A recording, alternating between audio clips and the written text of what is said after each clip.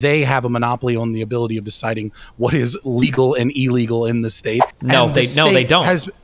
Yes, they do. No, they don't. Ooh, story they time. absolutely do. No, they absolutely don't. time. If you are unhappy with how false. you're just wrong. If you're unhappy with the way the police, there is a reason why getting the backing of the police is such an important part of like an election for any like local election is because the way that mayors and police work with each other is they have a lot of control over what happens. I'm not running away from anything. That's a necessary buy-in to every civilization, though. Even in a 100% voluntary situation where multiple parties come together to negotiate something, it is unlikely, nay, impossible, that every single negotiator is going to get exactly what they want. This is what the f are you talking about, Destiny? What the f is There's this? Snowpiercer and Hunger Games, and I guess that's it. Like what? Like no, all of it assumes that capitalism exists and that it's great. What are you talking about? Wait, capitalism exists? Wait, hold on. Jesus, hold on. Like what? Belief in our institutions on both sides of party lines is at an all-time low. Is voting enough to correct the problems that we see within our institutions? If not voting, is there sufficient due process within our institutions to correct the problem in another venue? Are democratic institutions broken beyond repair? This will be the full topic. There is not a secondary topic. I will basically continue the conversation until it dries up. I don't have a mandatory 2 hours or a minimum 2 hours. We'll just talk until people want to kind of finish or we finish looping. So maybe we'll do the reverse order for opening statements for 1 minute. Go ahead, Destiny. Voting is the best way to have your grievances addressed in our system. The problem is not enough people do it. The demographic of people that do vote are super messed up and super skewed. I think our system works. I think it works exceptionally well. And I think sometimes that's the issue that we have with it. We want to blame the system. We want to blame corporations. We want to blame all these other things. But the reality is when you look at all of the policies that exist in the United States, from the federal level to the state level to the local level, everything exists in the way that it does. And it makes a ton of sense if you just consider who's voting. Case in point, criminal justice. Everybody cries about it. Look at who votes in local elections. It's usually older people, usually whiter people, usually wealthier people. That's why nothing ever happens with criminal justice, because these people aren't getting arrested. They never have any engagement with the system, et cetera, et cetera. You can do this with every political issue at every stage, at every size of the American electoral system. Vote. It is the most important thing you can do. Awesome. Fabian. Yeah, so I would say that voting in and of itself has no power. The question is really problematic because it makes a bunch of philosophical assumptions that aren't true. So first of all, obviously we don't live in a democracy. Anyone that says that is, just trying to simplify terms. We live in an oligopoly, masquerading as a republic, masquerading as a democracy. And so voting in and of itself has no actual power. What has power is that voting is a tool that we use to that politicians use to try and gauge the system that they work in and try and play around those rules. What has power is the will of the people and their means to kind of fight back against the state, right? And voting in many ways is somewhat representative of that. I think Emma Goldman said it best when she said if voting changed anything, they wouldn't let you do it. And I think that's kind of true. That being said, voting is a good system towards trying to reduce some violence. And I think that we can use voting if we use voting and combined with a lot of other things as a means of taking away power from the state. In terms of, is our democracy broken? Well, if you're talking about America, that's probably, it was broken from the moment it was instituted because democracy is bad. But also, it's probably been broken from what the founding fathers envisioned. And we've had, kind of a proto-fascist state since the end of the Civil War and during the Civil War. And it's kind of been broken since then. And I'm not sure if we can fix it with voting alone. I don't think it would be preferable to do so. Awesome. Prime? Yes. So I think that when it comes to our institutions, I thought this question was problematic as well, right? One, I think that if it's just down to voting, well, yeah, we have an option, a mechanism within our society to make changes. I agree with Destiny there that you have to engage with the system, right? Like use the tools that you have available. And of those tools, I think we do have some robust tools that can make changes if change is what you want, right? So I think the ability is there However, I think that everything around that ability, right? Our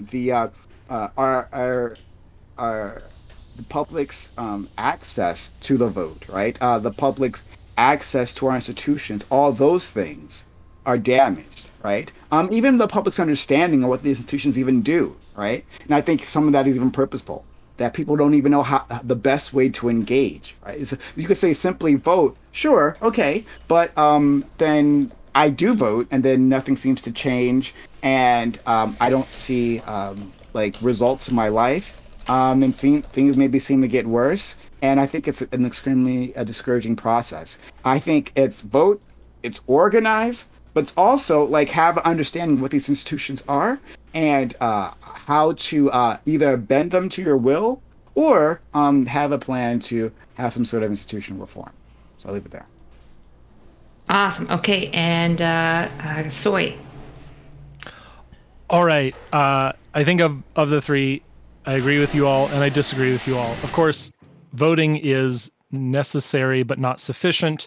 You must vote if you expect anything to change, but you also must do more than voting. You need to contact your representatives. You need to organize, and what we mean by organizing is speaking to other people who are going to vote and finding out, what their positions are and organizing around their needs and building up communities and collective interests in improving your system. Make everything local.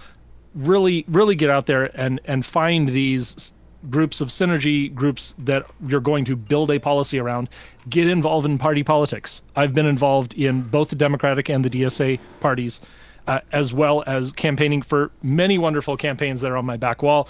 And it's never going to be enough to get our perfect world. But if you don't try, well, you've surrendered all of your agency. And if you do nothing but vote, I feel that you've pretty much surrendered your agency in that case to people who are engaged in the system and are speaking up on your behalf. Okay, so with that, we're going to open the panel if anyone would like to respond. Fabian, what do you think you can vote your way out of Jim Crow? Like voting was actually not allowed, depending if you were black or poor at one point in America. Do I think you can vote your way out of Jim Crow? Probably not. Why? What's the? Can you examine why you're asking that question? Yeah, your quote was, sort of a snappy thing. If voting actually did anything, it would be illegal. And of course, it was illegal at some point in our history. I mean, that's a witty retort, I guess, against Emma Goldman, but that's not the point or the context of the quote. So. I think it's exactly the point in that we have to stretch outside simply voting and join others in direct action when it's appropriate. But I don't think that. But we agree on that. That's the point. Okay, the point and context of what I'm saying is that yes, you can use voting, right? But voting by itself doesn't have any power. Yeah. Definitionally, it can't have any power, right? Yeah. With our organizing, we can make voting matter, and that's more to the point. Yeah, I mean, it has to be backed up by the will of the people and to challenge the violence of the state, right? Ultimately, if the state is of the opinion that voting keeps you from fighting them, right, then they will give you whatever wedge issues you want whilst continuously gaining more power, as they've done since the founding of our nation. And they'll kind of just let you have your paltry little victories, your little culture war victories. And meanwhile, they'll consolidate wealth at the top. They'll change the rules. They'll make it harder for you to do what it is that you want to do. They will take away liberty, right? And so voting in and of itself, that process, you're appealing to the authority that has the monopoly on violence and has the monopoly on the usage of that violence and is the judiciary of that violence, all together. So ultimately voting definitionally, it can't be enough. It has to be activism. It has to be a change in culture and philosophy, and it has to be a change in the willingness to act in certain spaces or engage in agorism and things like that to exert your pressure on the system. I think so. I don't think anybody disagrees. It's never just voting. But the question is if somebody says if you go to the gym, will that help you get more muscle? I don't think anybody would say no. it can't just be the gym. It also has to be like sleeping, and it also has to be eating. Like, well, yeah, of course. So if you want to be politically engaged, there are more steps to be politically engaged than just voting. But voting is arguably the most important part of that political process, because if the right people don't vote the right way, then nothing else matters. Like, it is the part where we plug in, like, quite literally to our institutions, aside from working for them.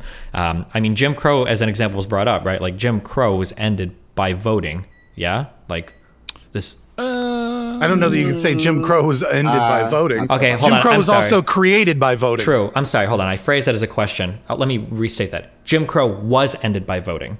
It was challenged multiple times by the Supreme Court, right, in cases like Brown v. Board of Education. And the Civil Rights Act of '64 literally came from our Congress that we voted on. And this is how Jim Crow got eliminated in a lot of different states, right, in '64 and '65 following with the Voting Rights Act. So, yes, Jim Crow was gotten rid of via voting. Yeah. You're doing a lot of work to say that the state went against other institutions of the state that were violating people's rights, and then saying voting did this. It's like, maybe every single one, every seven degrees of Kevin Bacon there. Hold on, I don't want to make that a total libertarian debate, but you always do this thing where libertarians will post the state against the people, but you ignore the fact that there are times when the state acts on the will of the people, right? Like, the state doesn't just do things arbitrarily. The state is doing things.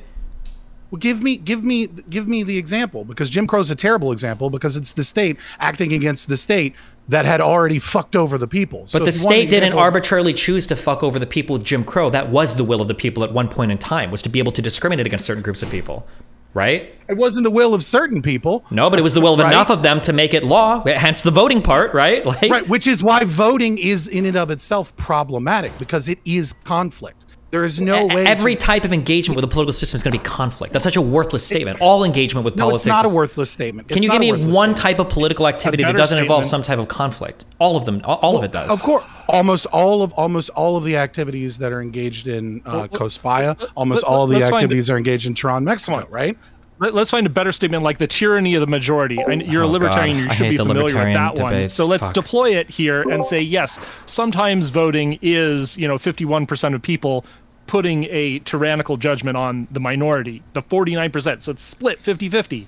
I want us to get to super democracy, where we have things like individual veto and local collective agreements that actually build up a just system based on sound principles, rather than, we like the rainbow flag today, we didn't like it yesterday. But there's no way to ever make a system that's going to make every person happy, right? If you're having a society, you're necessarily going to have some people plugged into that society that aren't going to be happy with 100% of the decisions made. And, right, but it's not about whether is absolutely fine, right? That conflict between parties is absolutely okay, right? But I wanted to. Not conflict. Unhappiness is not conflict. What's conflict is imposing your will on other people. Aggression.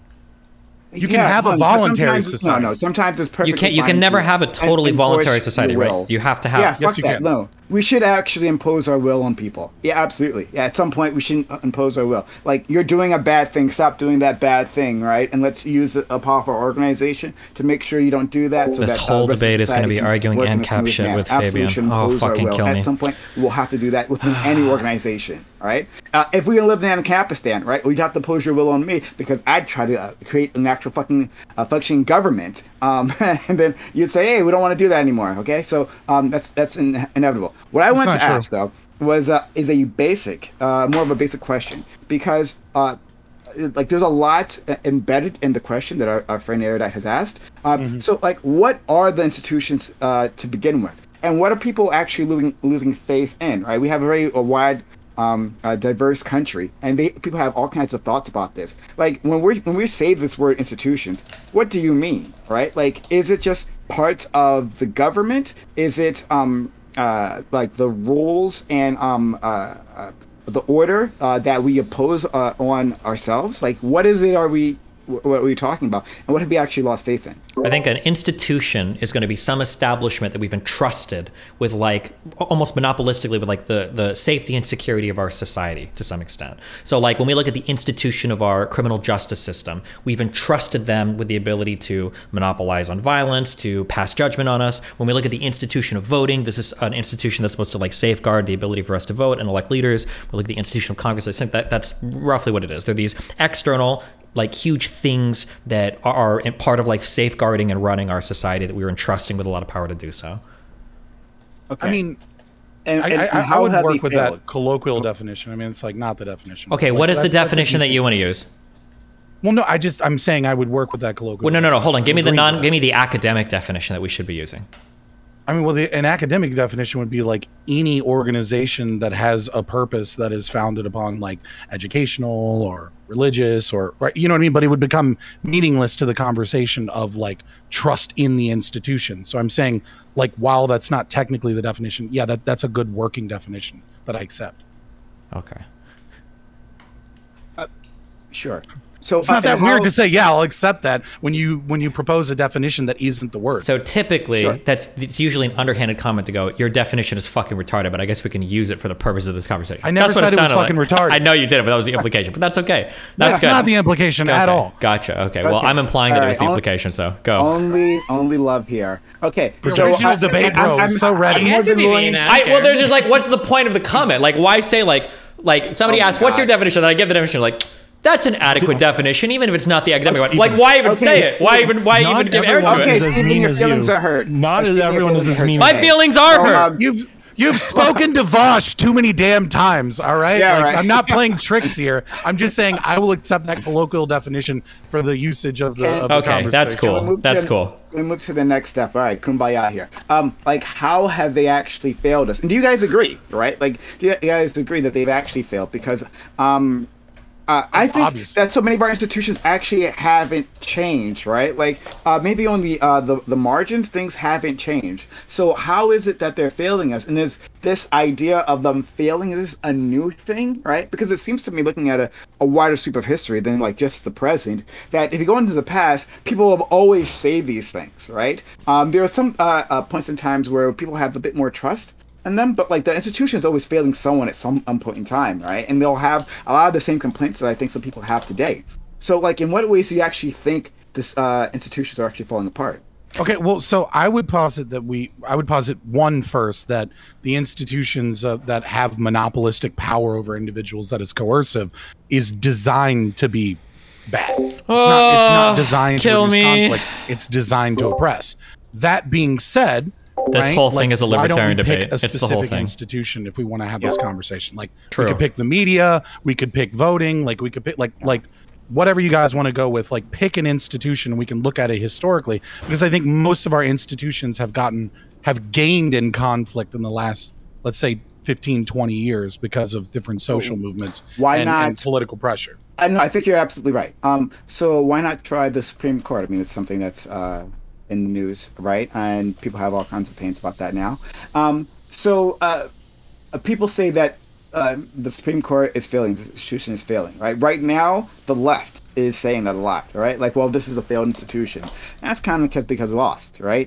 We got our asses kicked, and it is what it is, right? But previously, our conservative brothers and sisters were saying the exact same thing, right? That this is an institution that's completely failed us. It needs a massive reform, and then they went out and did that reform. Oh, go ahead. I'm sorry. I thought, my bad. Sure. So just the last thing then. So I think that the Supreme Court as an institution is doing what it's supposed to do, and that I think it's a stifle on democracy, right? It holds us back from putting in whatever we like, right? Like it keeps us within the bounds of the Constitution or someone's interpretation of that Constitution. So I think it's working just as it's always been planned. I think that our understanding of how to use the Supreme Court, at least here on the left, right, has not advanced the way it has on the right. The Supreme Court is an institution of power, right? So we should use that, right? We should pack the court with as many people as we can, right? And we should use it like with complete abandon. 2 sentences. Right? Like, sure. Sorry. So we should use it with complete abandon and not be worried about like the rules because the other side isn't.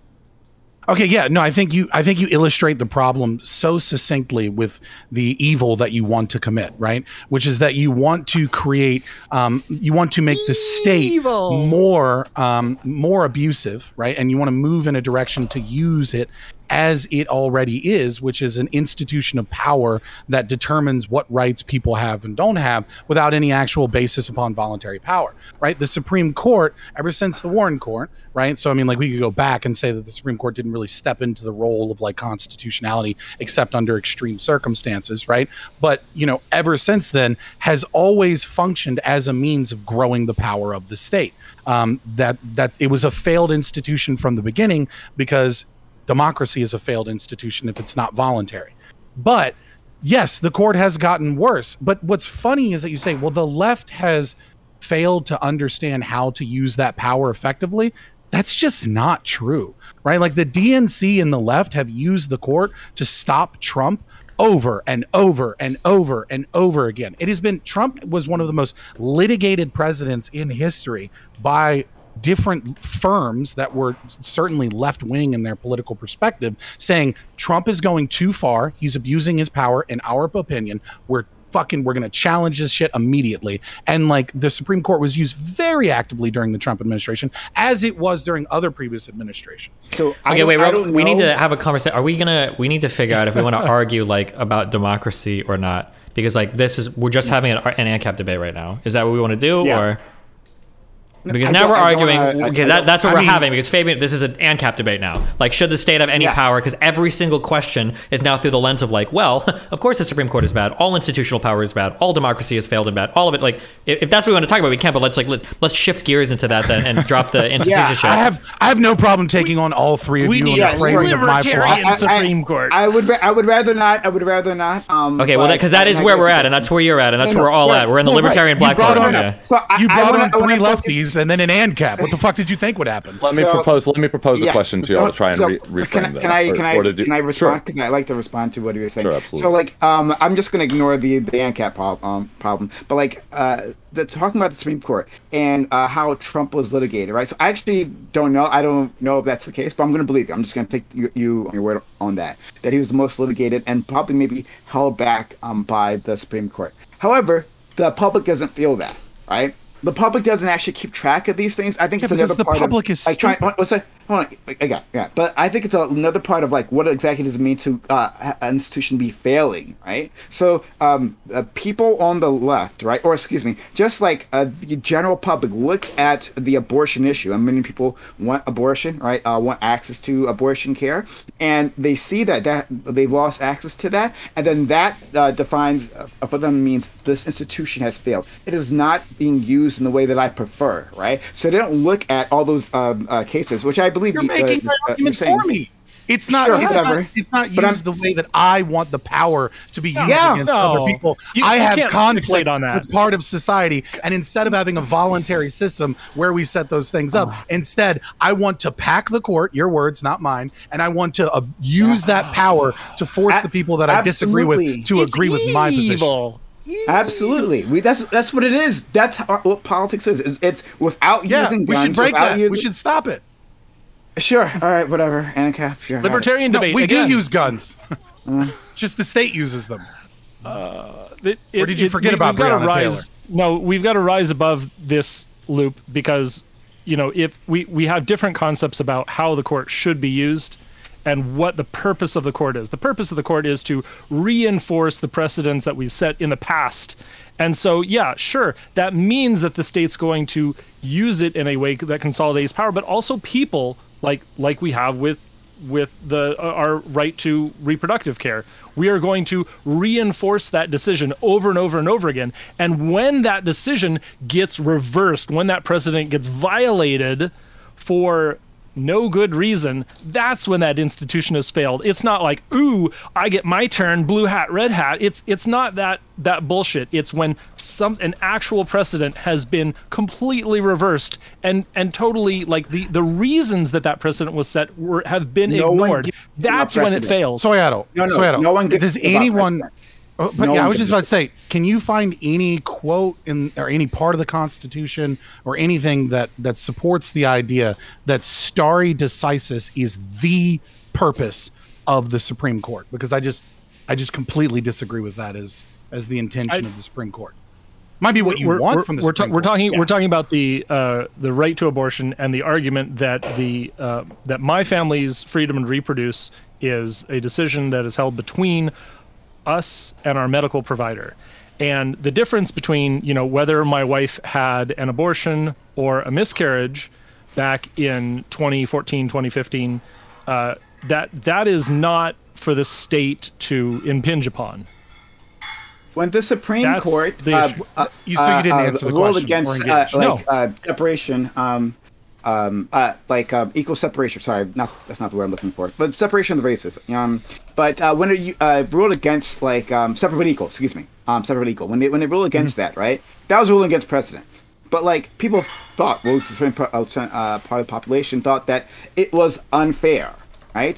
No one actually gives a shit about precedents. They want the Supreme Court to do what they to exercise their will, right? To exercise their values, right? When it's not doing that, then the institution has failed. No, simply only the left That's just wants how that. people look at it. No one gives a shit. No, hold on. Only the left the conservatives wants do the that. exact same thing. Absolutely do the exact same thing, right? That's what they're doing right now. What the fuck are you talking about?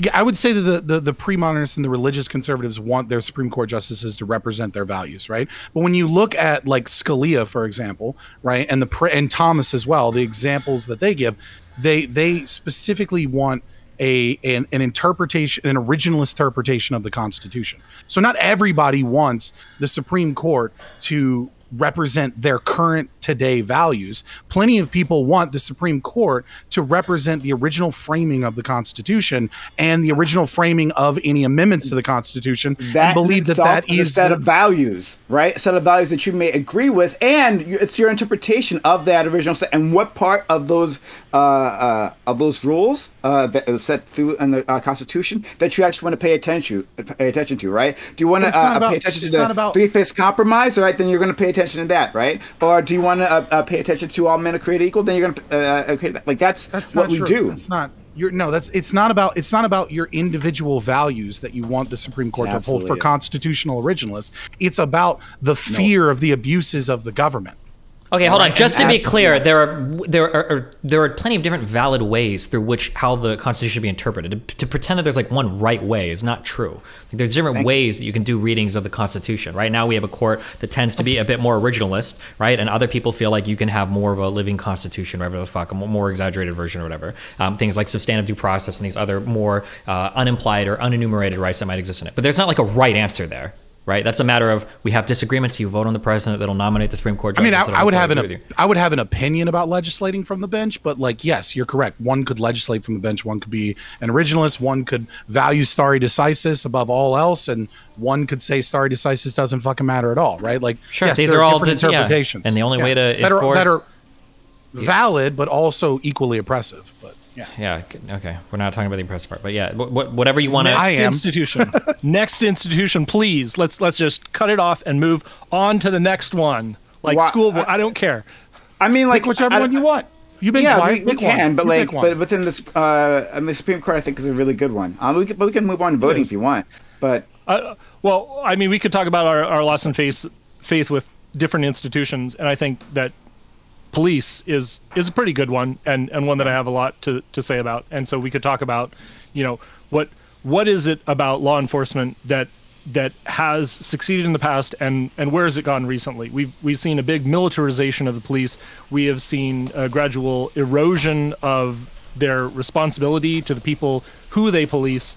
And the response from governments and unfortunately from constituencies is, I'm a little scared, and I'm just going to keep voting to maintain the stability of where I live, because that's the thing that matters the most to me. And that's why 2020 and all the protesting that we did really didn't amount to much at all. We had that vote here in Seattle, and it failed by a 2/3 to 1/3 vote. We did not get our defund the police initiative passed, even in the supposedly socialist bastion that is Seattle. So I think that the reason why is because the police are largely and overwhelmingly a positive institution, and most Americans across all racial groups recognize that.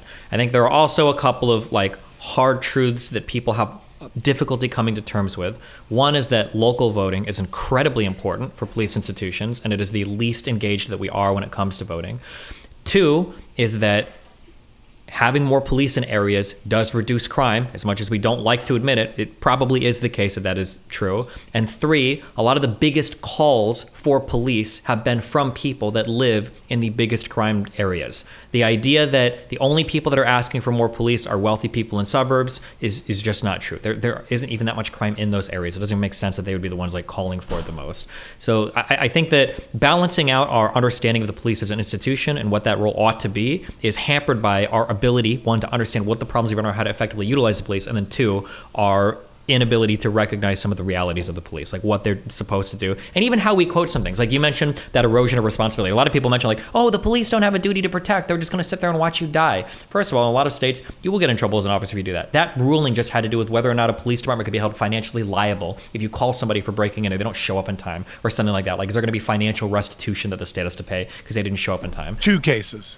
Sure. It didn't mean that like the police they don't will have a constitutional duty to protect. It means that they're not going to be held financially liable for not intervening in a certain case or whatever. Yes. No, it also means that they don't have a constitutional duty. They might not have a constitutional duty, but the ruling doesn't mean that cops are going to just sit there and watch you die every time, and that's what they're going to do and jerk off or whatever. But you're also reframing the decision as if to say that it's just about whether or not you can sue if they don't show up in time, and that's not true. My understanding was the impetus that they don't have a constitutional duty. So, for example, you can't sue them, for example, if they refuse to come to your neighborhood because they don't come to your high crime neighborhood late at night. This happened to me growing up in the ghetto plenty of fucking times, where I would say, hey, I heard gunshots, there was a drive-by, and they go, cool, we don't come to your neighborhood at night. We come in during the day because it's too dangerous for us, so we're not coming. You guys deal with it yourself.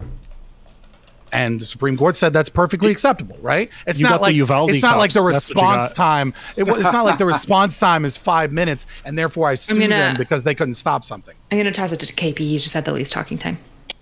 Oh no, I was making jokes. I think Fabian's doing a great job, but yeah, basically it's all over Uvalde. Is the duty to intervene and the corruption within the police force is all over that incident, and really that is part of when we talk about police as an institution failing. Yes, it can be majority, great, but it isn't backed up by the responsibility to actually do good. It's like the great man fallacy. It's like, oh, it's such a great man.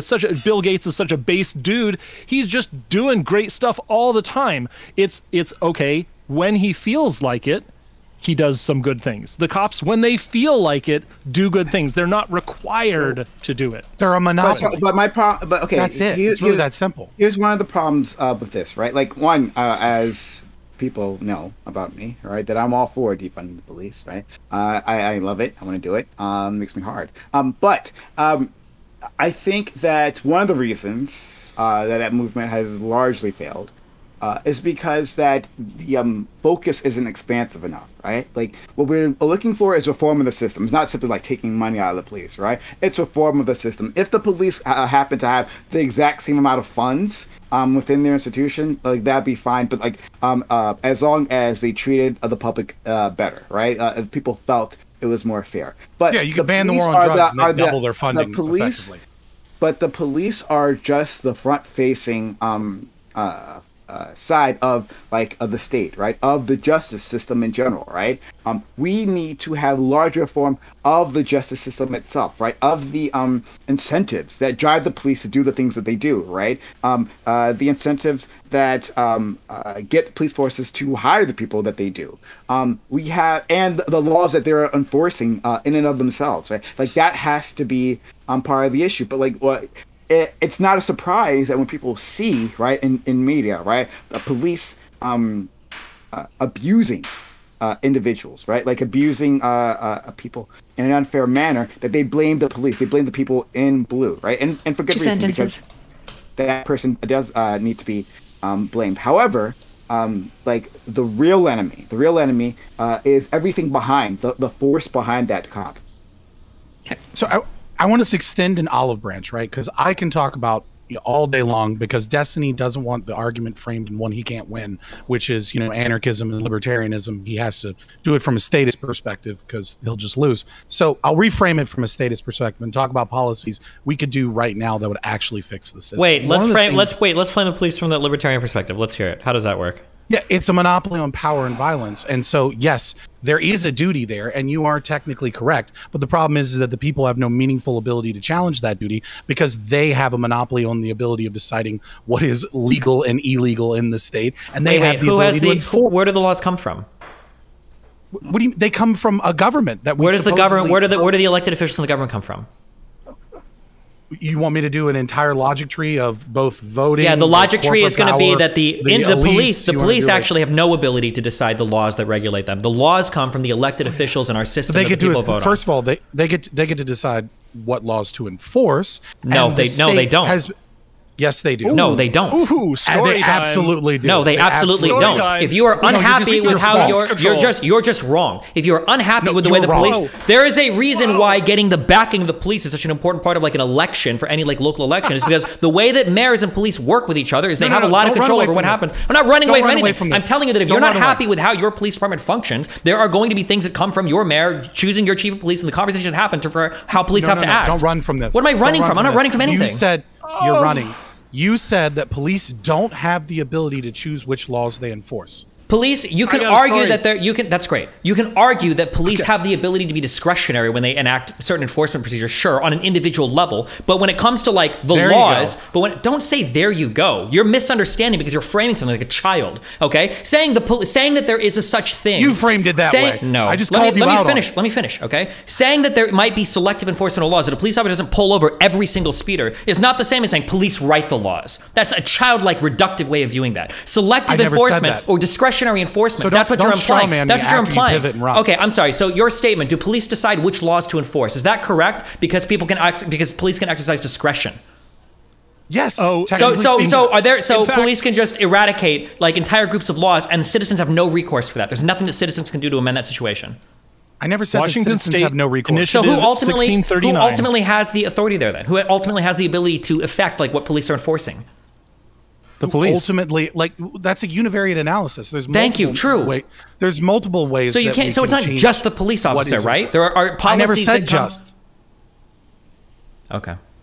You made a de facto univariate analysis. I called you out on it. Then you tried to pivot away from it. Then you got mad and said that I was having a childlike I know that you're like so excited to use all the debate. Yes, Jesus. What were there? 3 debate terms? We had pivoting. We had strawman. Did we get ad hominem in there too? Are we doing all the philosophy debate terms today? Do you want to ad absurdum me or anything? Right. The reality is that how police act is you can utter that phrase monopoly on violence all you want, and then say police are the ones that choose which laws to enforce. Which in like in the most entirely reductive, naive way of the system, sure, kind of. But at the end of the day, the laws come from the legislature, whether it's the federal legislature, the state legislature, or your fucking city, depending on what you're talking about, right? The laws come from that. And then what the police ultimately end up having to enforce, oftentimes, is going to be the laws that are passed by representatives that are elected by the people. So just uttering the statement, well, police choose which laws to enforce is brainless.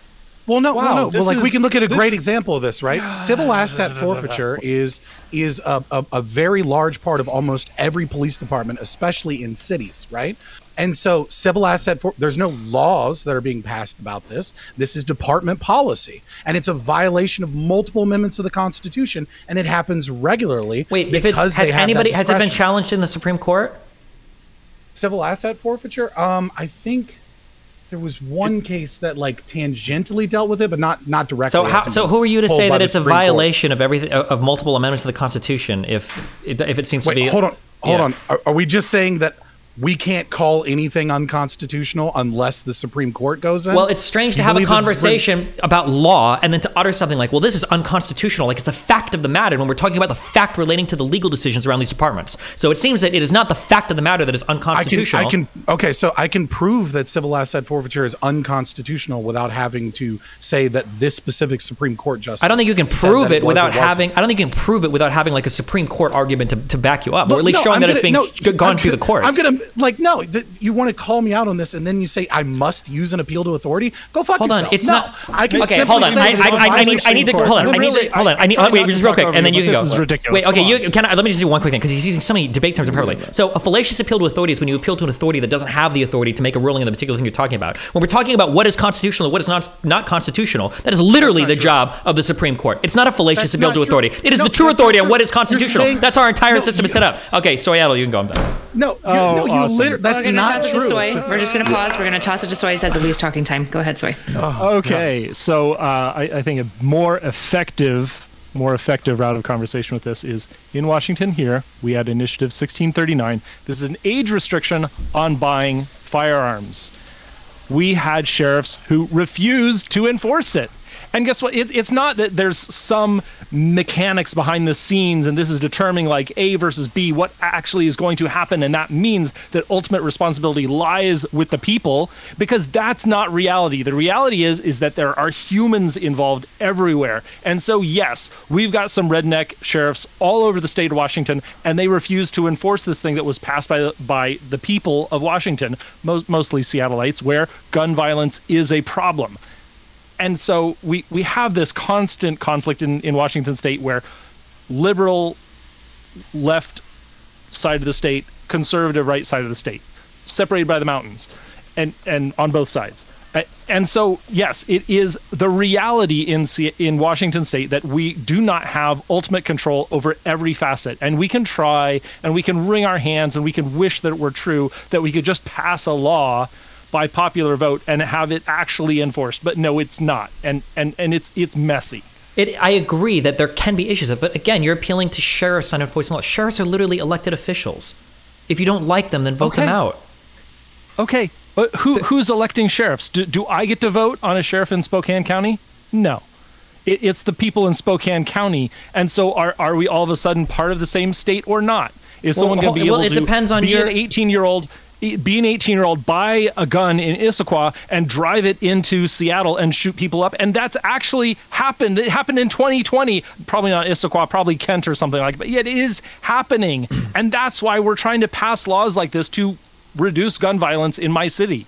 Sure, but I mean, like that's kind of like part of how our system is set up, right? Like there might be people who are irritated in Chicago that people are bringing in guns from out of state because the legislation is done differently. But I mean, like I mean, if you don't live in that particular area, I wouldn't expect you to be able to exercise any authority over the people in that particular area.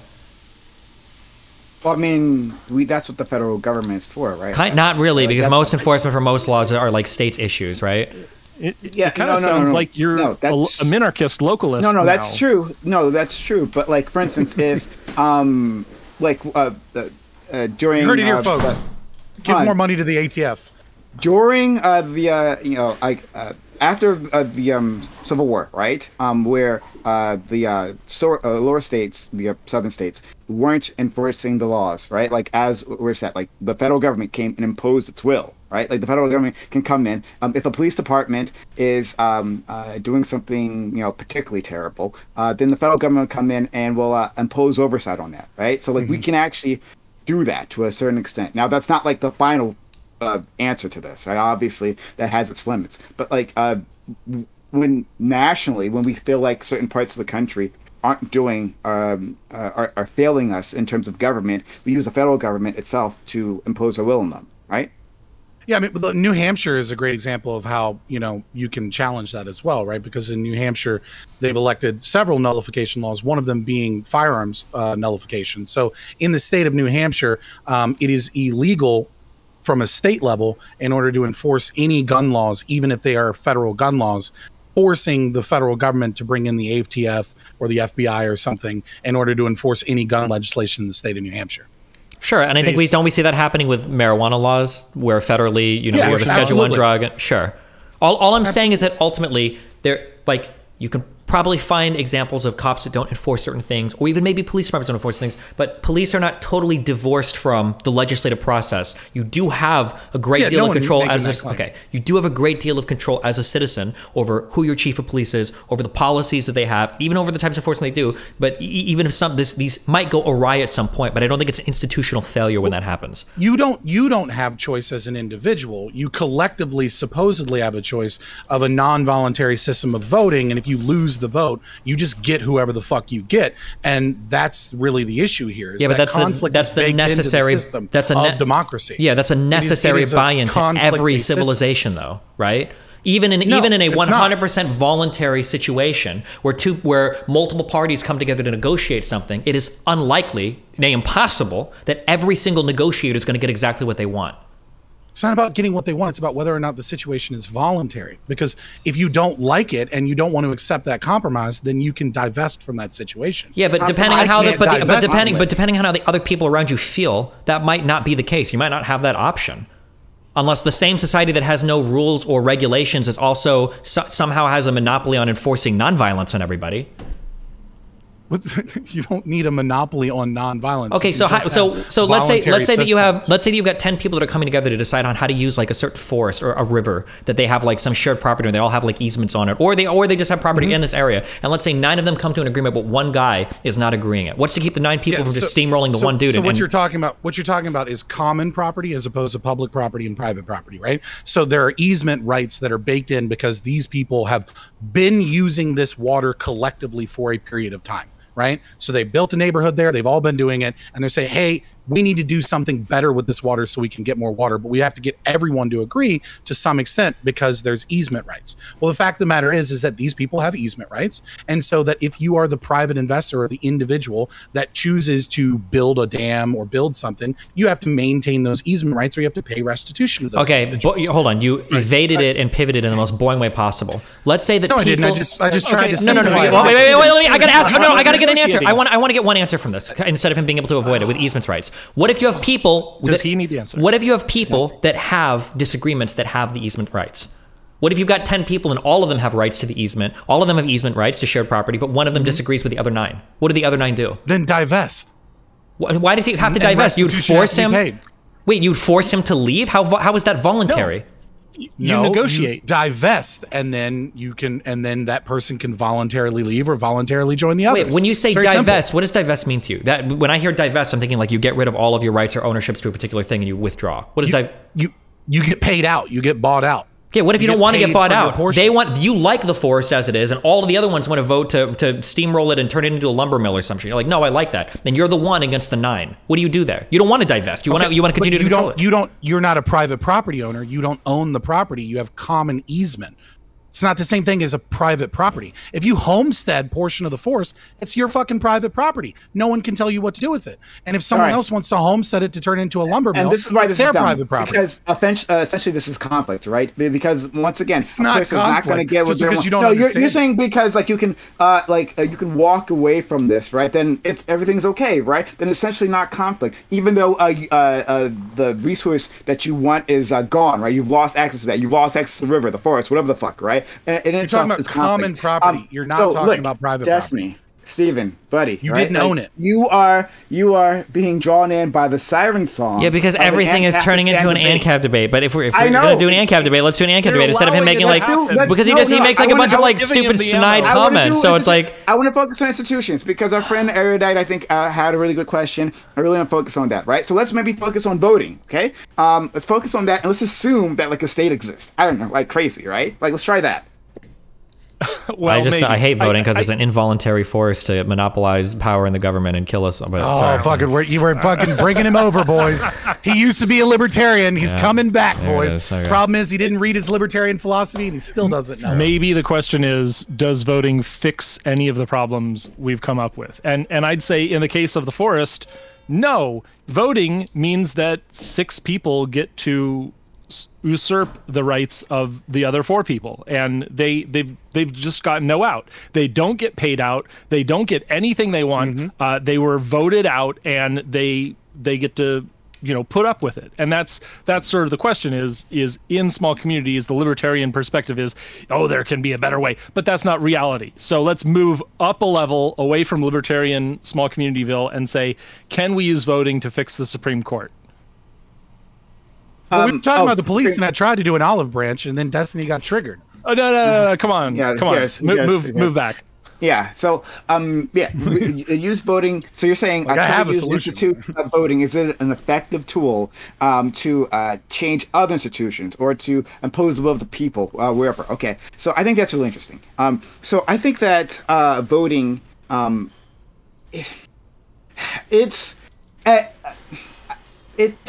the problem is that it's not an advanced tool. It's a blunt tool, right? Rather than a scalpel, it's a very blunt tool, especially by the time you get to the general election, right? By the time you get to a general election, as Obama said, you got, was it fish or like meat, right? Like, or beef, whatever the fuck, right? Like that's your only choices. taking a step back, through the primary system, you have a lot more options actually to affect your system. Like the individual that your party puts up to vote is decided there. Right? That is where you can force your values, and then from there, it's assuming it's a contested race, it's a 50-50 chance, especially on the presidential level, right? Are you forgetting Hillary Clinton and Bernie, where they just cheated to make Hillary Clinton the nominee? They didn't cheat to make Hillary Clinton the nominee. What are we talking about? I'm sorry. I didn't know. I thought we were all in agreement. You got to that, lay off the RT, man. Come on. I mean, like, what was the cheating part? When they gave debate questions to Hillary Clinton and admitted doing that ahead of time? So one person acting in an improper manner didn't mean they cheated to give them the election, right? Do you think that sole thing is what tipped the scales for Hillary?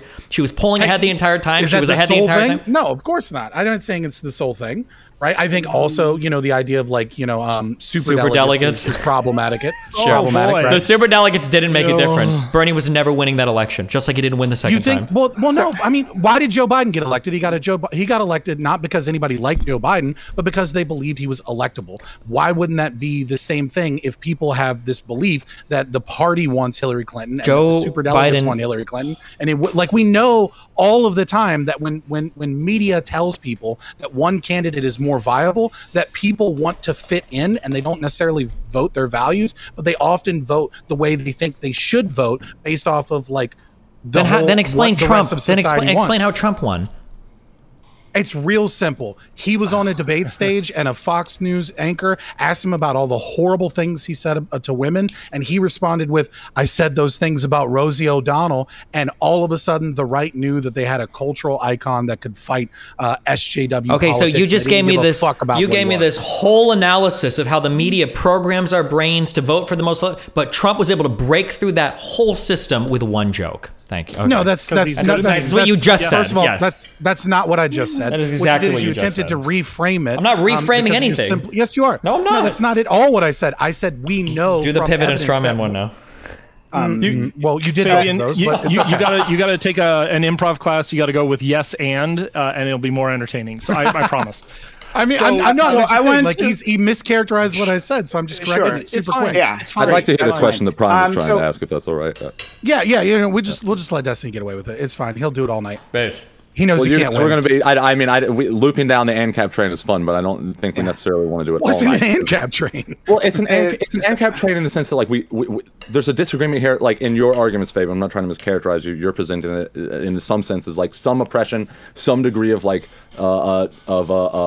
some degree of enforcement upon the will of a person or violation of a person's will, some degree of non-voluntary integration in society is in of itself a failure of the institutions. You're totally straw man. I was just making the simplistic argument just now to the idea that voting, right, that you can vote in the primaries and it has an effect. And I'm saying, well, yeah, but there are institutions that kind of keep that power from being fully democratized. I'm just pointing out. I think Prime is trying to get. I think this is why I wanted to throw it to Prime. Is I think Prime is trying to get at what degree, not what is a failure of our institutions per se, but when does a failure become a failed institution? When does a problem become a fundamental problem? Go ahead. Yeah. Right. Yeah. I'm sorry. I'll shut up. Yeah. So okay. So voting isn't simply putting in your slip into the ballot box, which I'm not sure if anyone actually does that, maybe in some territories. But voting isn't just that, right? I think something that people don't understand is that there is a whole set of mechanics behind that. There are people, right? Like people who run the voting booths, and beyond that, there's party mechanisms that decide on these individual rules, right? And people don't pay attention to that. At all, right? So I'm actually trying to work off what our friend Fabian Scott said previously, right? Talking about how some people thought it was unfair what happened to Bernie Sanders. There was that moment, I believe it was in the Nevada caucuses, if I'm remembering correctly, right? Where the people running the caucus decided to if I'm remembering this correctly, and I could be wrong, but cut off voting at a certain point in time, and yes, exactly, and ended up screwing over Bernie. So that sucks. That's what people think of as an institution failing. And so to counteract that, Bernie's people actually took over that party, right? They took over that system in the following years. So I don't know if you were ever in a. Okay, sorry, but I'm almost done. I swear I'm almost done. When we're talking about reforming the system, the reforming system has to be about that as well, right? So when people usually think about voting reform, they're thinking about like the rules of like, well, how do I get to the ballot box? How many ballot boxes or voting machines are there, and in what districts, right? Which is very important, right? Which is usually the 12 people use for suppression. But behind that, there's a whole mechanism that most people don't understand, and this is part of the institutional rot that people tend to forget. Okay, I'll actually back you up on that, but it's also why voting in a lot of caucuses did get cut off, because I was in the room during a 2015, Democratic primary caucus when the Bernie bros were literally, and as guys who look like me who were soying out about how corrupt Hillary Clinton was, were literally yelling at their local LD at their local precinct about how bad Hillary was and how he was like, you had a moral duty to vote for Bernie because the capitalism is gonna like ruin us all. And sounds like a lot of conflict. It is a lot of conflict, but that's where I think that conflict is helping our system, is within party politics, and I think that we have arrived at many favorable outcomes in my local and my state party politics. However, I also think that there is this element of controlled opposition, and that's what we're talking about when we see things like Trump get into the primary and Trump beats Hillary for some strange reason, is that our voters get disaffected by the first past the post system. So please look up the various ways of election reform. I'm in favor of any of them because first past the post, the majority, the tyranny of the majority is a terrible thing. We should have either ranked choice or approval voting. I think both are great. We can talk about why both are great. That would still be tyranny of the majority, for record. It would just be tyranny of the supermajority. Well, okay, we could talk about a ranked choice. It would be voting. an improvement. It would be an improvement, Right. If 70% had to agree as opposed to 51. But it would still be I know tyranny of the you want majority. to go all the way to super democracy where a single veto can like override everyone, but we're not going to get to that in our lifetimes. We're going to get to approval voting. Oh, for sure. I just wanted to point out that it would still be tyranny of the majority. And Scott, okay, no, that's fine. And I actually, I think that point is fine. But I think that we, in terms of voting as it stands, we have the primary system, right? Like now you could say if we fail from the beginning because that primary system is focused on two different parties, right? And those are your options. So fair enough. And I'll give you that. But beyond that, within that, you do have choices and people aren't exercising those choices. So people aren't paying attention to your primary elections when there is a progressive with, the policies to actually solve the problems, right? Like you're not actually paying attention to that. You're not seeing that before you're not even paying attention to the midterm elections. Fuck that, right? Like people don't pay attention to their local, state, and federal. Well, they pay attention to the federal elections. But I guess another problem with this is the options, right? Like, can voting ever even be fixed? This is, I guess, an even more basic question. Can voting ever be fixed? Because, yes, people aren't paying attention, but there's a lot to pay attention to. I, myself, do not know who my local state senator is, right? I don't know who my city council member is. So that's a failing on my part, right? On me. But I'm more plugged in than the majority of the country, right? The people who are watching this debate are more plugged in than the majority of the country. But I think a lot of them also don't know who their local politicians are. Right. So, like, can people have enough time to make all these decisions? I think another thing we have to point out, if we're going to have a discussion about democracy, and I'm going to olive branch and like talk to the status as a status, right? Is in the 1950s, we set up a ton of fucking laws throughout the country and states that eventually became universal to stop the rise of communism. And while obviously stopping, communists from gaining political power is probably somewhat of a noble goal, right? You don't want fucking commies running a goddamn thing.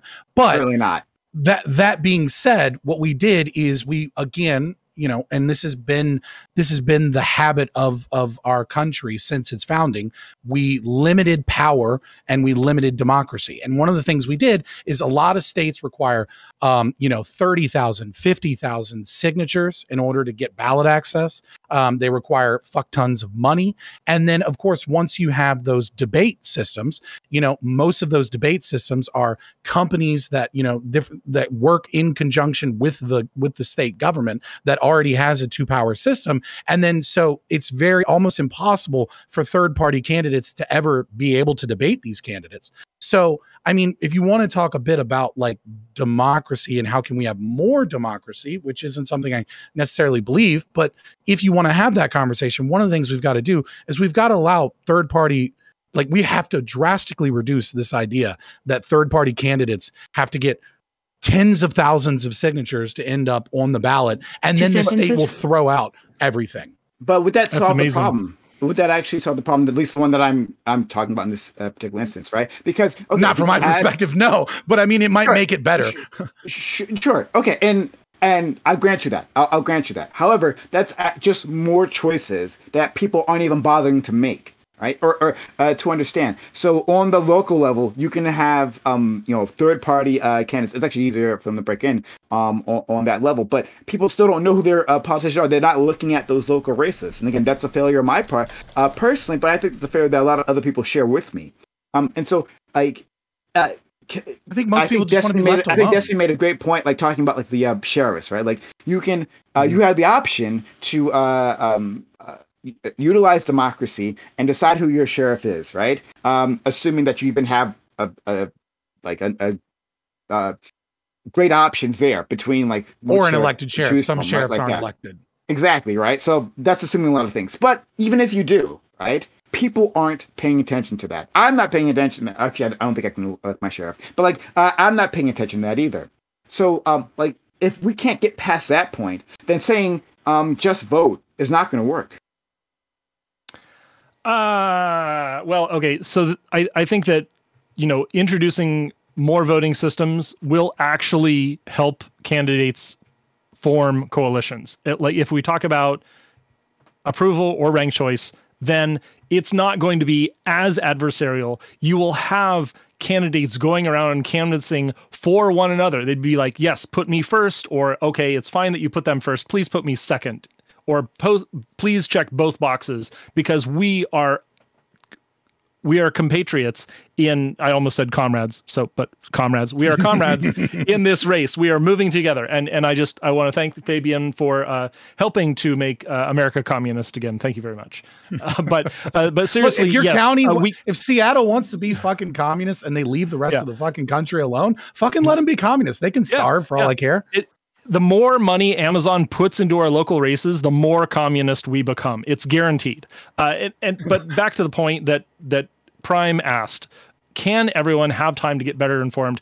I think that voting reform will assist in that. I think that a lot of things like open ballot access will help with that. I think that like public media, everything that we're doing here, we're streaming about politics. We have more time, we have more ability to become better informed because of what we're doing right now. And that's why you're all amazing. Thank you. Do you think, and I'm just curious, right? Do you think the fact that we have like this first past the post, two-party system leaves people in like a nihilistic view of politics where they don't bother to inform themselves because they're thinking it's a Republican or a Democrat. They both work with corporations. They both fuck me over. One wants a 37% corporate tax. One wants a 35. Like, what the fuck is the point? Why would I even inform myself? And do you think that more ballot access would have people more excited to get involved in politics or to like understand what's going on in politics? If you had a hope of winning or getting something that you want, absolutely. I think it would help around.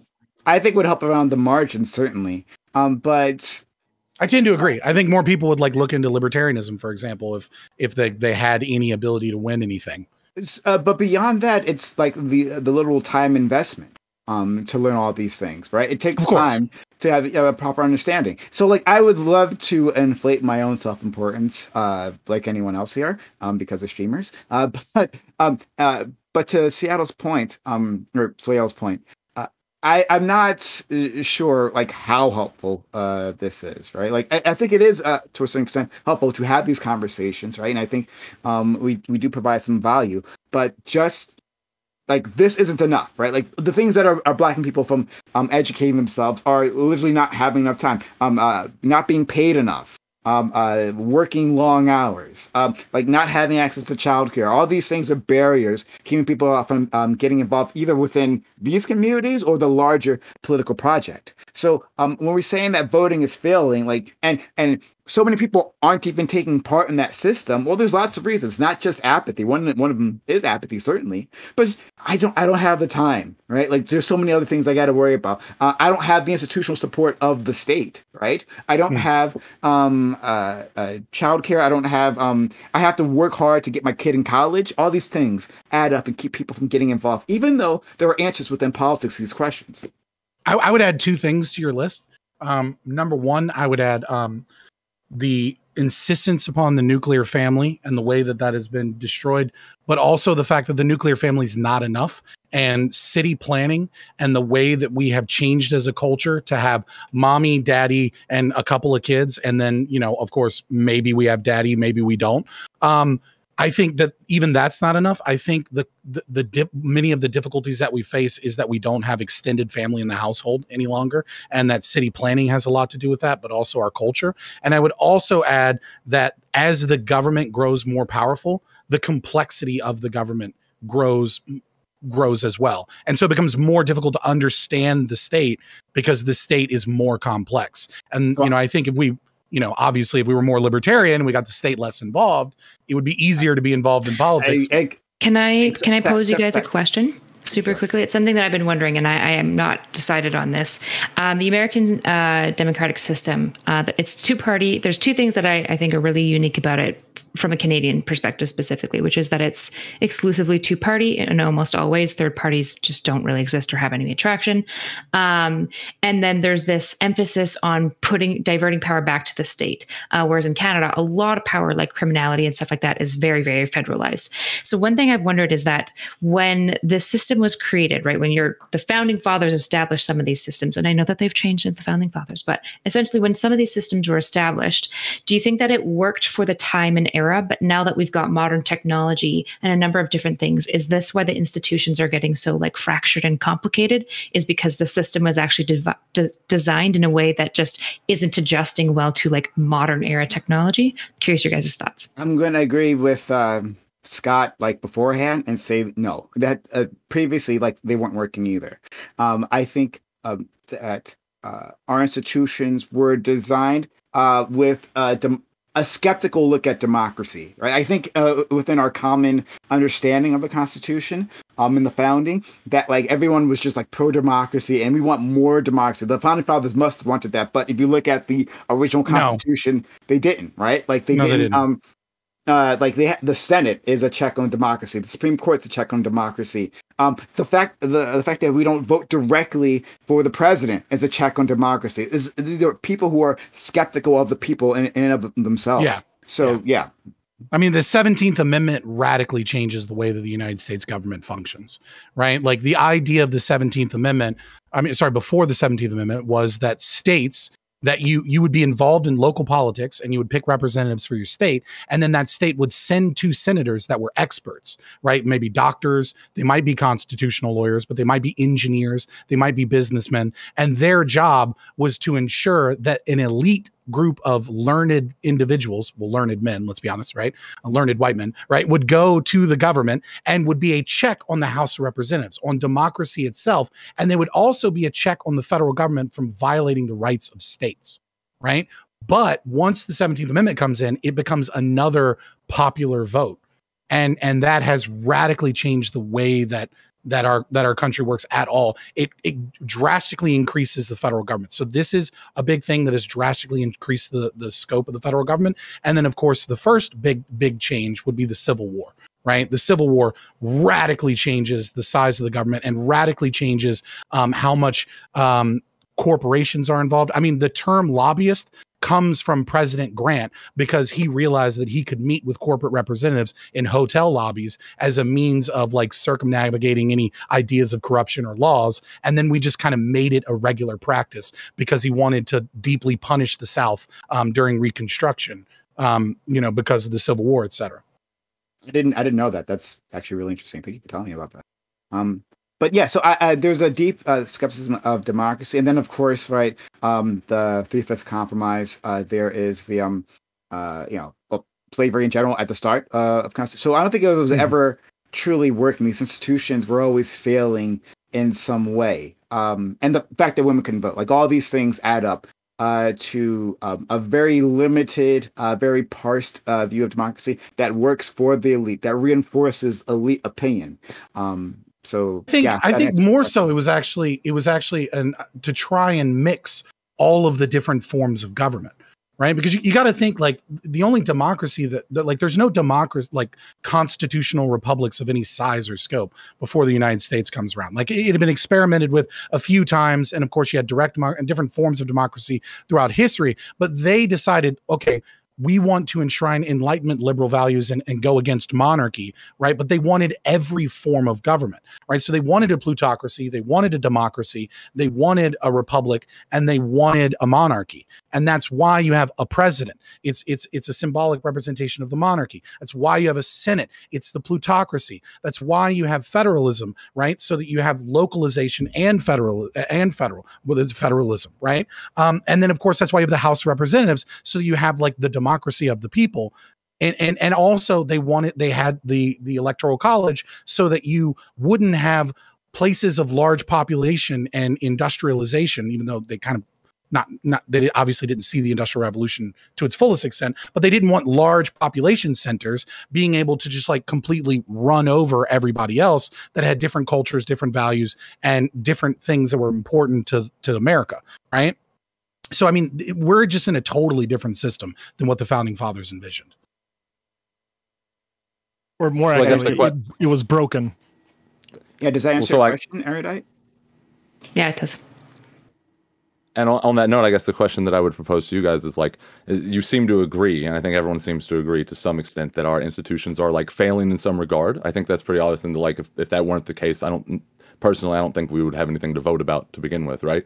But I think the spirit of the original question is, to what degree do the failures that we're facing indicate an inability of the institutions, namely through voting, an indication that these systems and our ability to access change and like gain the change that we want? And to what extent have those systems fundamentally failed, right? And to what extent do the failures that we're talking about indicate some sort of fundamental, unaddressable failures of our institutions, like voting? I'm going to challenge that head on. I think that even with as broken as our institutions are, it's still your own fault if you're not involved to the level necessary to affect change.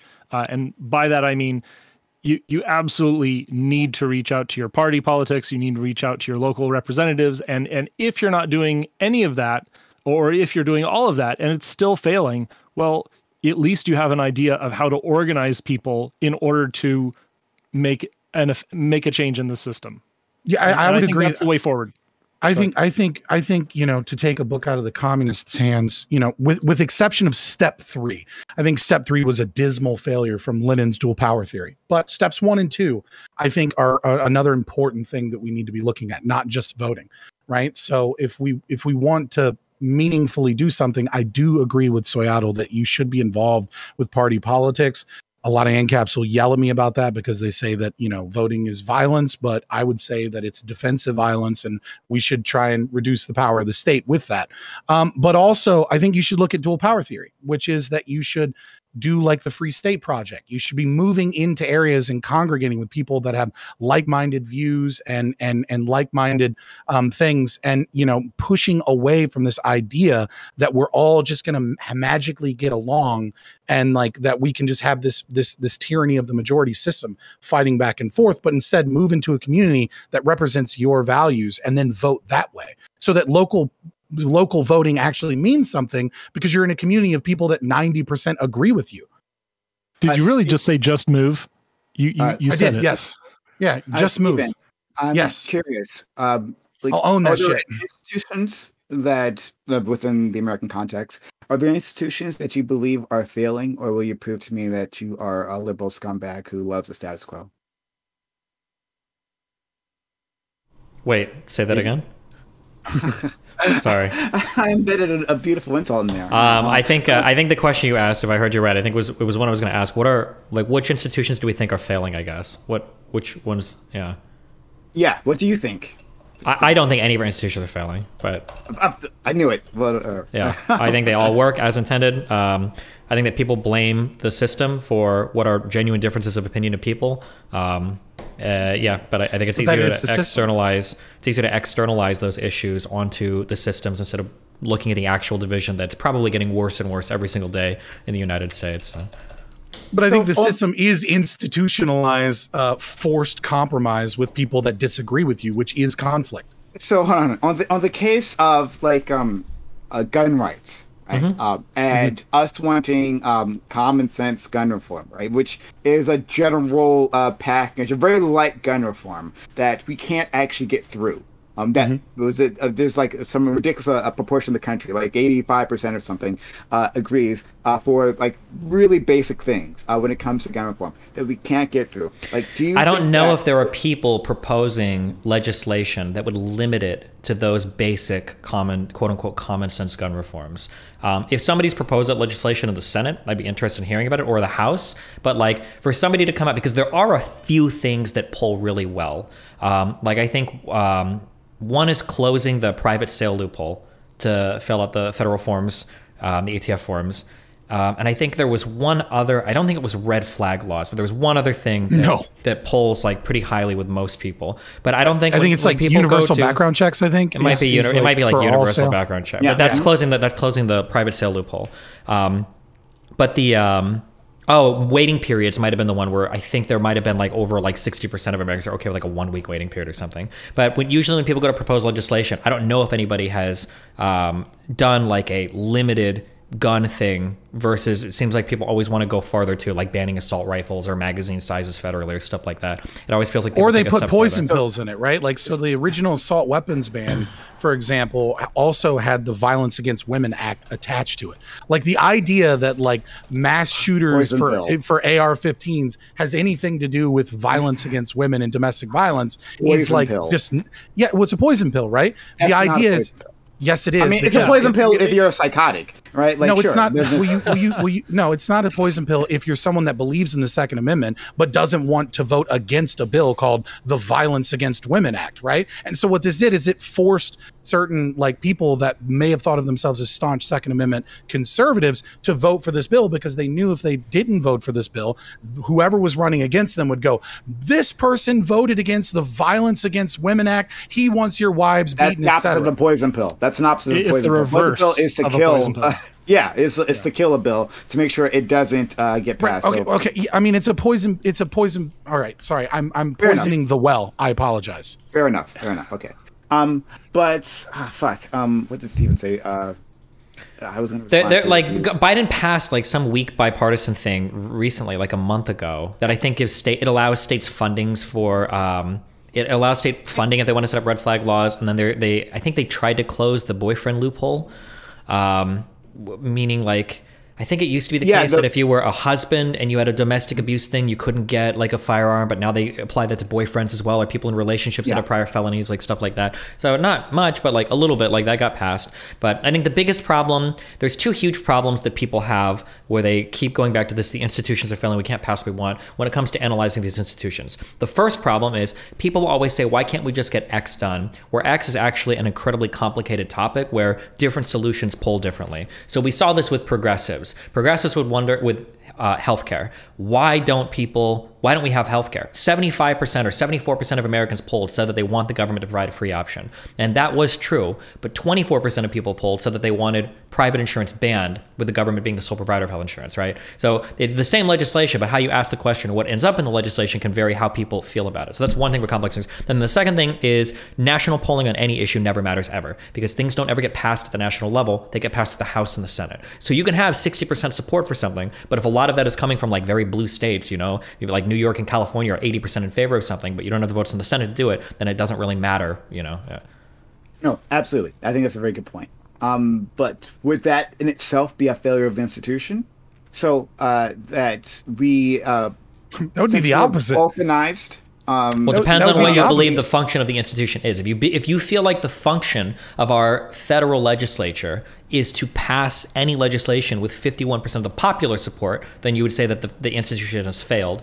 But it's pretty obvious to see with the way that our legislature is established, that's not the function, is to pass 51% popular things, right? And this is something I wanted to hone in on. So thank you for saying that, because again, these things haven't changed much, right? These institutions, grand institutions, except for like the 17th Amendment, which is a very good point, right? These things actually haven't changed much. But still, people have a feeling that this is failed, right? And so what does that actually mean to people, right? Does it mean that, well, it seems like, go ahead. Yeah, we can argue about two things. We can argue about a fact of the matter and a feeling about a fact of the matter, right? People can feel that something has failed. That's a fundamentally different question than if it has failed. I think that people feel like things have failed when they don't get what they want. That's what I feel like. I think the real issue here, right, is, and let me get through it before flipping out saying I'm doing ANCAP shit. Let me just fucking say it. Democracy is a form of forced compromise, right? Where multiple people have to come together and they have to, they have to tacitly agree to not murder each other, despite not getting what it is that they want, and despite their freedoms being violated because they're forced to compromise in something that they don't want to do. The problem is that in and of itself, but I think this problem is exacerbated when you have political polarization, right? Because once you have political polarization, the flaw of democracy, I think, becomes so much more obvious. When two sides are saying, hey, I want a 35% tax, and like other side is saying, hey, I want a 30% tax, and then you guys, and like that's like 90% of the country, and then you settle on 32.5. Like most people, they're not up in arms about that because their positions weren't that different. But as political polarization comes around, right, and one side says, hey, abortion should be a legal right for everyone, and the other side says you're a fucking murderer, there's not really a compromise there, right? Like there's no such thing as compromising between those two positions, unless of course you're libertarianism and you believe in evictionism, but of course we don't want to hear those answers. Good point. No. I'm except for the libertarian part, like ignore that part. But like I think the political polarization, I think you're really focusing in on something that's essential here, right? I was going to look at this through the lens of the media, but we can, in general, like the idea is political polarization. How do we get here, right? How is it that we have two sides of this nation that refuses to, that doesn't even understand the same facts, right? Like we don't agree on the facts at all. Like what has led us here? I think the issue, looking at the corruption of media, probably. I think the issue is two things have happened. Is people always talk about how we're becoming more divided, but I don't actually think the issue is our becoming more divided. I think the issue is becoming more and more homogenous, just in two separate areas. People are withdrawing into these bubbles that are rigidly enforcing all of their views onto each other, and then these bubbles are moving away from each other. So, for instance, if you take a look at all the social media platforms, they pretty hardcore enforce like a certain type of political ideology, and it gets so enforced that when you see certain things publicly, you're not even ready for it because you don't think it's possible, right? This is what we all experienced in 2016 with Trump. When Trump ran for the election, every single person in this country, well, anybody that was plugged into any mainstream media, any academic and anything, knew that he had no chance of even surviving the primary. There was 0% chance of somebody saying those things making it through. But he did, and then he won the election. That was a huge wake-up call. It's like, holy fuck, we are living like matter and antimatter in the same world, and we like don't even see each other. Like there are half of Americans fundamentally don't even know the other half exist, even though we can inhabit similar areas. We go to different restaurants, we engage with different media, we're on different social media platforms, we have different circles of friends, and that issue of people pulling apart into separate groups, and then the homogeneity in those groups being hardcore enforced is like rapidly accelerating like the political division. Like if we had a group of 10 people, of 2 libertarians, 2 communists, 4 Democrats, and 4 Republicans all debating minimum wage, right? And the hardcore people on the left are asking for $30 an hour, and the hardcore people on the right are asking for no minimum wage because it's oppressive for whatever reason, right? You're probably going to settle somewhere in the middle, which is okay, even if everybody's a little upset about it. But in the world we're at now, where it was like a $15 an hour minimum wage, you see this happen in real life. Look at where the left has gone on that now that they've removed all of the Republicans from that conversation. They don't even ask for 20. They say things like $25 or $30 an hour is slave labor, right? Like it should all be equal across the board. Like that conversation has gone super hard because it's a homogenous group of people and they're just moving farther from the 6 years ago. What do you mean? We shouldn't live with each other. That's my answer. Like fucking, I shouldn't be forced to compromise with them. Why didn't? Okay, so if you think that we're in these bubbles, did you knock doors for any political candidate? Yes, he did. Outside of Georgia. Georgia and Omaha were the two that I did. Yeah. Okay. In 2016, I knocked doors for Hillary. Anyone else? Nope. No, she's a shill. Fuck that. Yeah, fuck Hillary. I voted for Hillary, but the foundation. We should put them all under the prison. But I'm saying the knocking doors thing, and I would never knock that effort as somebody that's done it. I think that's great if you're doing it. But I'm not talking about the political engagement. I'm talking about our cultural lived reality, that we are, like, the academic institutions and our cultural institutions are very, very, very far left of where even the average Democrat is. They're incredibly far left and they're very insulated. And then like wherever the fuck Republicans exist, because I'll be honest, I don't fucking know. They're in their whole, I guess, Fox News and then fucking Facebook. Yeah, Fox, they're in their Fox own News world. Is not no. They're in their which of our cultural institutions are far left? You need to like talk literally more and more. everything related to entertainment. So like Hollywood, our TV shows, our Hollywood music. is far left. Yeah.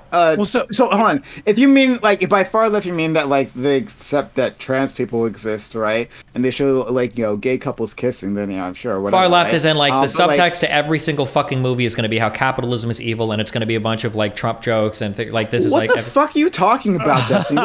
What the fuck is there's this? Snowpiercer and Hunger Games, and I guess that's it.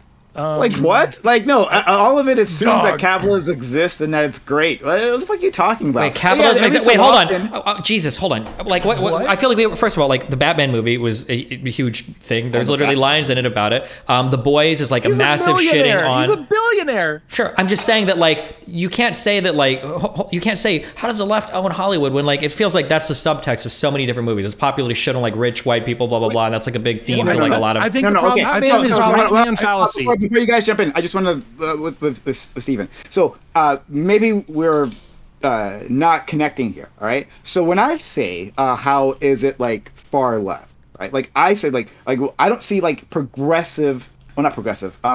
Far left issues being represented, right? It happens every so often. True, it does, right? And there is, and I think you see more of a skepticism of capitalism and certain properties, certain entertainment properties, than we have in the past. That's absolutely okay. Hold on. Let me reframe what I'm saying. Maybe me saying far left wasn't fair. Not far left, but very left. Is that okay? Like, they're not having like 20% of their cast are trans people, but they're very squarely in like, at the very least, a little left of the mainstream Democrat institutions, they're liberal. right? It's a liberal. I think, let me actually this is what's happening, right? First of all, to add to Destiny's point, you have social media that is creating echo chambers, but even more so, the process of social media means that the loudest voices are the ones that we hear, right? Like if you're a Twitch streamer right now, right? Obviously you're not right now, you're on YouTube, but right, like, but when you're a Twitch streamer, right, like 80% of your views are lurkers, right? So it's the 20% are the only people that you get any opinions from, because those are the loudest voices. And the loudest voices tend to be more radical. They tend to, you know what I mean? Like the normies that don't want to, that are less extroverted, you know, they tend to sit more towards the center in their opinions. So there's that. The other thing is there's a collapsing of what the left used to be for so long. And we can look at this historically. What the left used to be is a majority of liberals and then a wing of radicals. And those wing of radicals pushed hard, and then the liberals kind of kept them quiet, compromised with them, and then presented solutions to the mainstream. You saw this in the civil rights, right? Like you saw this in the New Left. You saw this in the anti-war Vietnam era. What you saw regularly was a few radicals doing a lot of craziness, right? And then a large amount of liberals that said, yeah, we kind of agree with you, but we want to negotiate. The other issue, this is the third point, the other issue is that when people talk about leftist philosophy and like what's occurring on the left, what they don't realize, fuck, I'll have to make this based ass point later. Well, I'll hang on to that and say, well, yeah, you're kind of right, Fabian. And this is why the real tankies will say electoralism is garbage, because there's always a compromise with the existing hegemony. And that it has some truth to it. But I almost don't care. And that's why I call myself the centrist anarchist, because yes, we have hierarchies, and we have to compromise with the latent hegemony all the time. Just keep pushing, and eventually things will improve. So I wanted to focus back on what originally got us here, right? The media was that argument with Destiny about the media was a little bit of a tangent, but talking about the political polarization and how we got there, right? So Stephen posed that like the culture institutions of the left, of the culture institutions happen to be more left. Some of them, yeah, and then some are moving to the right, but we're just getting separated. I think even Scalia, admitted before he died. I watched some speech between him and Breyer, or not a speech, but they were having an argument. But I think even Scalia admitted maybe it should be a little bit easier to pass legislation because Congress is so fucked. But not because of Congress, but because of how divided I think the American people are. Because we are, I think we are historically divided. Every single generation says that. Everybody always says it's the most divided we've been. But I think that something unique that exists now that didn't exist in the past is we are more nationalized. People aren't as allegiant to their local area or state. And the internet is hardcore accelerating us off into different corners in ways that it never did before. We are able to filter people on an unprecedented level. And humans are really bad when it comes to selecting groups of friends because we will audit and audit and audit until only the people that look like us or have the exact same ideas are left. And I think that's also accelerating the polarization in a really unique way. We don't have to engage with our local communities anymore. We can either move or just sit at home on Discord with only people that agree with us. So I want to challenge a little bit of that, but it's probably in the opposite direction that you think. The right is coalescing more as it moves right, and the left is spreading out more as it moves left. So like we have some polling data to suggest this. I don't know that I would necessarily stand by it as hard fact because I don't know how much I really trust polling institutions. But that being said, from what we see that the right is coalescing around single views far more than the left actually is. But the left has all of the institutional power, right? I mean, I don't think anyone would argue that the left lacks institutional power when it's presented in Hollywood, it owns the media, it has most of the executive branch, it has control of academia, I mean, the left does. But we'll argue, I think it's a silly argument, but go ahead. What big institutions does the right predominantly have? I think you're on the right track, but you've got something wrong here. That within the left, right, we have the corporatist liberal ring, right? This is Destiny's favorite. That's his home. Right? And then we have leftists like me, right? Will be the hope for the future. But that's where we're sorting ourselves into, right? Within that party. No, it should be. We should on the left. If by left you mean the Democrats in general. Right, the Democrats in general should be two different parties, right? We don't actually agree, right? I don't agree with so much of what our friend Steven here says, but still, we are vote for the same party, right? And we have to fight within that. So I think that we are having that the spread that we're talking that. Go ahead, please. What you're looking at is you're looking at policies and you're not looking at philosophy. And this is a problem because the left has a lot of mixing and fractured philosophy that is growing in the left, right? So you have liberalism, right, which are the corporate neoliberals that Destiny says are based and you don't like, right? That's liberalism. You have modernist people that believe in the institutions of government, etc. They can talk to the right, even though the right doesn't like them because they don't like their policies. They have somewhat shared values. And then the rest of the left that you're just putting under one camp is Marcusians that have a lot of power that work with neoliberal corporatists. You have individuals that are spread and ideologues of woke identitarian politics. And these are neo-Marxist vanguard individuals that are critical race theory or hardcore feminism against TERFs, right? And then you have the general leftist philosophy of consequentialism and things like that goes upon the whole left, right? Destiny himself is a consequentialist, and so are you. So you have overlaps in philosophy that keep you on the left together, but then you have totally radically different philosophy that is fighting against. I hear you. Where's labor? I'll say this one thing. I just want to say this one thing, right? So I hear you and what you're saying in terms of philosophy, and I guess I agree largely with that. But what I disagree with is does that actually matter? Like in the end, it's the policies that we are focused on because it's the policies are downstream from the philosophy. Hold on. I know, and you're true. That's right, correct, right? But the policies are how people judge our institutions. The focus of this conversation to begin with, right? So, like judging us by what policies that we can largely agree with is, I think, a more useful lens to look at this than like looking at all the different philosophies that we might fall into. I'm done. I feel like I hate to suggest a simple explanation for what are usually, to borrow a word from Fabian, multivariate influence problems, but I think for this one, I think you can actually point to one big thing. I think that having a person to hate or fight against is an unimaginably powerful unifier and will get you across so many fucking issues. Like, I think that like 95% of Americans were ready to suck Bush's dick after 9/11 because we had an enemy, somebody in the Middle East, who the fuck cares, and we're ready to fucking go on anything. I think that's why you see high approval of presidents during wartime.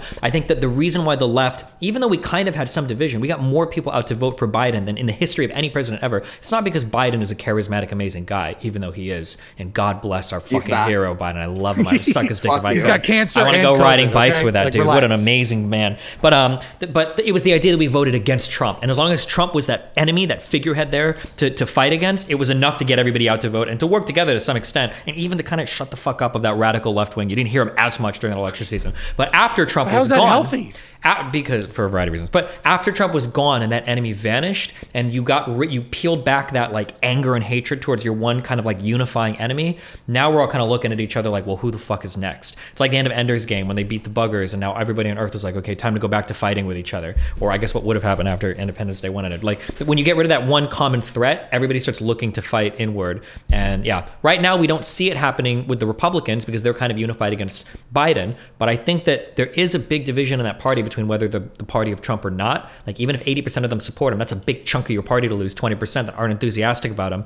But we don't see that as much. What do you mean? I don't think the right is unified against Biden so much. I think the right is finally, for like 80 years they've been behind, and I think they are unifying against the philosophy now. I think the right is far more concerned with like quote unquote groomers in schools than they are with Biden. I think they're far more concerned with like woke identitarianism and ideology and what they see as like left-wing excesses than they are against the actual president. But the right has defeated abortion, and now they need a new bugaboo to scare people. That's well, I don't like that. I don't think it's. I think this is a huge problem. I think if you're on the left, you have to erase this from your brain. I don't know if you're on the left or not. People will do this thing where they say like Americans care about meat and potato issues, economics. That's the important thing. That is not true. Even working class Americans really care about social issues. You can find a lot of poor fucks in America that don't give a fuck about tax policy, welfare, unemployment, but they will die on the hill of abortion. There are certain political topics that are cultural topics that are incredibly important, even to working class Americans. And I think that's important to keep in mind when it comes time to vote. I don't think that Republicans are just looking for bugaboo issues. I think that not Scalia, the guy that wrote the majority opinion on the Alito said it best. Not Thomas. On the other case. Sorry. Alito said it best when he said that like we solved abortion like 50 years ago or whatever, but we haven't. It's been a divisive fight that's just as heated, today as it was the very day that Roe was passed. The day the cases, those days, it was still just. That's what Amy Coney Barrett said in her Senate confirmation, right? That's why she didn't agree with stare decisis.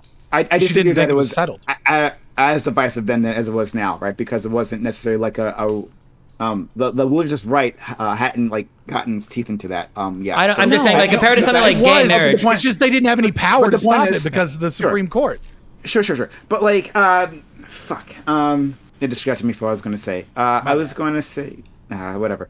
But I think our institutions are failing us are perceived to have failed because. When you look at those social issues, yes, well, now I remember what I was going to say. Destiny, I agree with you that like social issues are animating, right? They animate people in a way that economic issues don't. But I think that the left's ideology or the progressive ideology focusing on economics instead is something for long-term organizing, long-term building of a movement. Because on the backs of that, right, like improving people's lives that way, being the point to these policies that say, like, look, you were struggling for childcare, right? This is a huge chunk of your income. We've just solved that for you. It's just taken care of, right? Like something that have been worrying about the entire time is how am I going to pay for my kid's college, right? Like I want my kid to have I'm not saying economic issues don't matter at all. I'm just saying don't discount the social issues because those are really important to a lot of people, right? If you fuck up all the econ issues, people are going to be mad, of course. But I mean, people don't even understand econ issues at all anyway. Like I'm pretty sure if you poll most Americans and you say like, how much did the U.S. government help during the coronavirus stuff? Like most of them would say like, oh, like there was hardly any stimulus given out, or the government did like nothing, even though we gave like more stimulus away than I think like every other country in the world. Like arguably it's part of why we are experiencing the inflation we are now. So I mean like people don't even have a good head for what, or like how many people you ask like what did Trump, you know, do you think Trump was good for the economy? Like 98% of Republicans are like, Trump was amazing for the economy. Really? What did he do? They don't even know a single thing he did, right? Or you ask like, is Biden bad for the economy? Yeah, of course. What did he do? He raised gas prices. How? Well, I agree, but you can, I agree on what you just said. However, like there are issues that you can point to that can change public opinion, right? So talking about Obamacare, right? Like I hate Obamacare, right? It was a half measure at best. But it was unpopular at first because of the Republican propaganda push towards it. But now that people have access to it, that like the and all the provisions, like the opinion of the ACA has risen, right? Because people can see this thing that had an economic impact on their lives, right? And then they can reward, generally, a party has given them that, right? At least I hope that that's what they'll do afterwards. Dog, their opinion has changed because time has passed and people are economically illiterate. That's the only fucking reason. It's old news, so of course polling does better, right? Like when it was happening, like there were people joining the military just to feed their fucking family because Obamacare had gutted their ability to have any fucking health insurance for their family. But what the fuck did you expect when you adopted Mitt Romney's fucking healthcare? I know, it was terrible idea. ACA is garbage. Well, hold on. To be clear, the ACA got like 10 million more people covered than ever were. So the idea that a bunch of people couldn't afford under the ACA that could before is not true. There were more people covered under the ACA than in the past with insurance. Okay, you can't look at a macro idea of like how many additional people were entered into the system and then do an individual analysis of people that had to pay more money because of it. Well, more people might have had to pay. Yeah, more people might have had to pay more money, but the goal of the ACA, because of what it was at the end, was just to get more people enrolled in insurance. And to that end, it was successful. Right. It didn't have any cost-cutting measures into it, so we wouldn't expect costs to go down, unfortunately. Yeah, we had an enormous escalation of healthcare costs in the early 2000s. So I don't know why you think this is Obamacare's fault. Well, I didn't say it was directly Obamacare's fault. I mean, the first place I would lay blame is the FDA. Watch the VOD. So, okay, my only point of bringing I'm just saying that was a result. Like, I would say the FDA is the biggest problem. That's an example of a policy that you can point to. And, like, Democrats have run on that, right? Democrats have won on the back of the ACA, as limited and as pathetic as it is, right? Imagine if they had a better policy, like Medicare for all, right? But the thing is, so you can point to these things, and in the long term, build on that, right? Yeah, but you have to keep in mind, too, that once you pass those could become popular, and then technically this is good, but it feels bad. Like if it's really popular, your opponents might start to adopt the position, and then you can't really use it as your thing anymore. So for instance, wasn't Trump trying to take credit for having the pre-existing conditions and shit when they were trying to, like, I feel like I heard Trump say that multiple times because it was a popular provision, right? The better example is Mitch McConnell, right? In Kentucky, right? Like he attacking the ACA, right? But then in his state talking about like the state insurance thing, the Kentucky Connect saying that's amazing, look what I gave you, right? Which is part of the ACA. So yeah, that's a better example. Yeah. So technically it's good. We want them to adopt these ideas for all Americans, but then it sucks and it feels like you're not getting credit for it, right? Or like when Hillary or it sucks if you're one of the people who are punished for it or don't want it. But that's a messaging problem. What you just said is the messaging problem. It's not a messaging problem. Right? No. I'm individually impacted in a negative way. Scott, sorry, no. I didn't mean I'm sorry. I meant that at Destiny. I'm sorry. Yeah, you can argue that there are messaging problems. Republicans do. I think it seems to be the case that Republicans do a really good job at taking credit for things they've done or haven't done. And Democrats seem to have a harder time taking credit for things they've done or haven't done. But no, that might just be a feeling I have. It might not be true. But. No. First of all, it absolutely is true. It absolutely 100% is true. But I think more importantly, to relating it back to what you said previously, is that Democrats have a problem with blaming the other party, right? And giving them credit for all the terrible things that they've actually done, right? So we have a Biden, right, the charismatic individual you're pointing to, talking about his Republican friends and talking about, well, this isn't like the real Republican Party, the one that's that caused January 6th and whatnot, right? Like we have Democrats who, one, are just buddy with Republicans, but also when the Republicans do something that they know is unpopular, like hanging that around their necks, right, so that no one could ever forget. Yeah, but the reason why the January 6th committee has been so successful is because it's something that most of the public never gets to see. Like this is. I think that the issue is that Biden's path forward, as much as we all seem to hate it, is like literally the only. Gives a fuck about the January 6th committee. It is the only path forward for a functioning United States. We have to have like Democrats and Republicans that can talk to each other. Like it does. What we have right now is not working. Going forward, it's not working. Biden was able to pass an unprecedentedly huge infrastructure bill. Right? Never passed that level of infrastructure before. He did it with Republican votes. Biden was able to pass, even though it wasn't much. It was arguably the most the biggest piece of gun legislation in like 30 years, I think, since the. Yeah, please let's not give that credit. Like, well, you don't have to, but it was. It was. But yeah, I know. Sure. No, hold on. And then also, hold on, wait. I'm just saying the biggest. Here, go ahead. Finish. No, because just calling it the biggest like gun reform, right? Like just it papers over what it actually is. It's a paper thin. It is paper thin, but before we didn't even have. I agree, but I'll give him credit. He did it. Yeah, yes, before we didn't have paper. Maybe. Now, I don't know 100% yet, but I hope so, because if it does happen, there's a few people banning my subreddit. But it might be the case that in the Senate, we might actually codify gay marriage. That might happen. If it does, it's only going to happen with Republican votes. I think there are 5 Republican senators that are for sure, at least told media that they'd be on board with it. So, I mean, like, we have to be able to work with people in the Senate and in the House that are mainly in the Senate that are Republicans, because if we can't, we're too divided as a nation to pass any legislation. We're like fucked. No. Okay, can I pose a question? Can I pose a question quickly? Because I didn't notice Stephen answer this. When it comes to the institutions, one question I pose is: are institutions well suited essentially for the current landscape that we're in? And technology is going to be the biggest thing. Is it that, because you're talking about this division, which is being spearheaded by technology and the internet, is it that the institutions are not adequately developed to manage this, or is there some level of institutionalization that needs to be done to have some level of handle over what the internet is doing to the division? I'd be curious your thoughts on that, Stephen.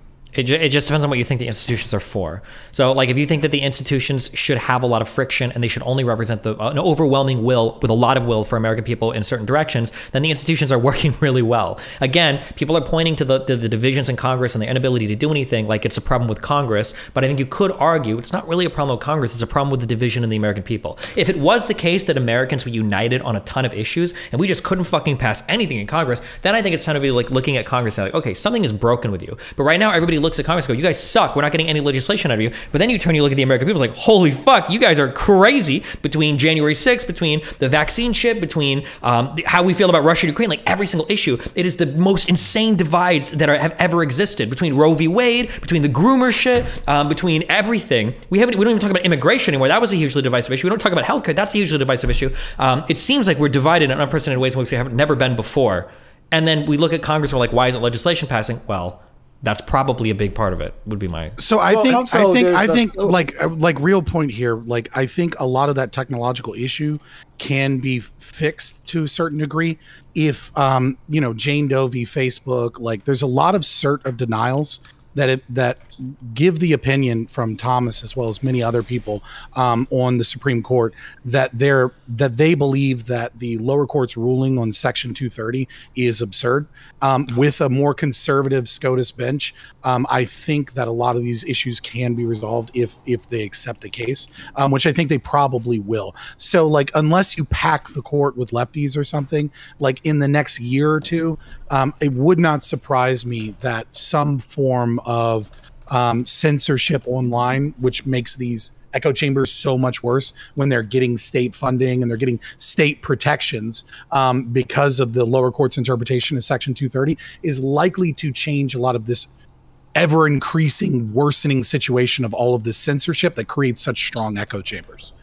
I think you don't understand the internet if you think that Section 230 has anything about organizing. It's like it's only what's in the popular media, and you can't say at the same time that popular media is garbage and that it's this supremely important thing such that Section 230 is destroying our institution.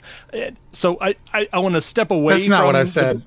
No, I want to step away from the brainworms and get us into where technology is actually reforming the party system. Is like parties, like especially Democratic and Republican parties, have been primarily, you know, the people inside of them have been retirees, have been people who are independently wealthy, and using technology, getting in there in the Zoom and the Discords and the Slacks means that young people have more access to these institutions than ever before, and I think that's incredibly positive.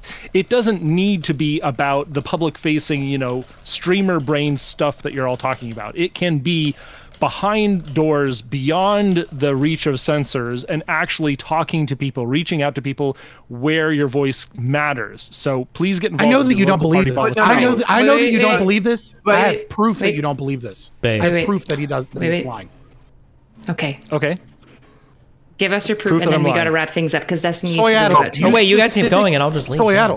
Soyaddle, you specifically joined my server, my Discord server, on a SOC account because you said that you saw the writing on the walls and that certain political beliefs in Discord servers were likely to be nuked and censored, and you didn't want your account to be censored in my Discord server because you were afraid that we might talk about COVID too much. That's we true. might talk about specific political issues. Doesn't so prove anything.